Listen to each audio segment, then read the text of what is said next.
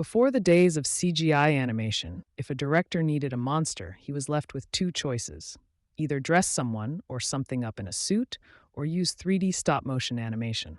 In many cases, like when the monster has lots of moving parts, the first option is not workable, and for a generation, no one had mastered the second option better than Ray Harryhausen. Anyone who loves vintage sci-fi will recognize the contribution he made to the field, and so he really needs a write-up here. Ray got his inspiration from watching the original King Kong in 1933, which featured the animated ape himself along with several prehistoric creatures. The stop-motion animation scenes were done by Willis O'Brien. Harryhausen eventually met O'Brien, who became his mentor and friend, launching him into the film business by working several films together in the 1950s. He then carried the torch for a few decades more. My first look at his work was trailers for the Sinbad movies in the 70s, and I was hooked. I later saw Jason and the Argonauts on TV, thanks to my dad, and it became for me the one film I always associated with Ray's work.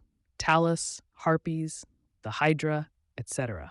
It didn't matter that the stop-motion animation was obvious. The look of the characters themselves, which Ray created himself, combined with the way they interacted with the live action, was quite enough to leave an impression on my memory. The skeleton army battle is, I believe, still unparalleled. Add to that the rich storylines of Greek mythology, and you have the making of a classic. Below is a list of some films that Ray Harryhausen contributed to that have at least some connection to science fiction. I'm only including the ones that I've seen so far, so I can say a few words on each film. I think most of these would be considered B material today. 20 Million Miles to Earth, 1957. There's not much to this story. A kid finds a space egg from a crashed rocket returning from Venus that hatches a monster which rapidly grows into a giant and terrorizes the town. Actually, it's more a monster film than science fiction. First Men in the Moon, 1964. This one was based on an H.G. Wells story, and it has a real science fiction feel to it. In fact, Nigel Neal was involved in the screenplay. It has a playful side as we watch the typical trio, scientist, hero, and lady, travel to the moon with some anti-gravity device and find a giant bug-like civilization living underground. When I watched it in recent years, I knew I had seen it with my father as a kid because I remembered the animated characters. I would actually recommend this one to fans. It begins in a kind of lighthearted fashion and then gets downright scary. At least that's the intent. I think the trailer says it all if you can find it. 1 Million Years BC, 1966. This one is famous first for showing hours of Rachel Welch in a toga. It's supposed to depict life in caveman times, but it is quite comical because the cave people act like modern actors who want to say their lines but just can't talk. But I had to include it because it has some of the best Harryhausen dinosaur fights on film.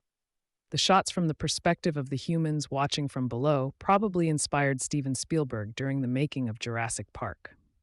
The Valley of Gwangi, 1969. I discovered this one late, and I think it has some merit.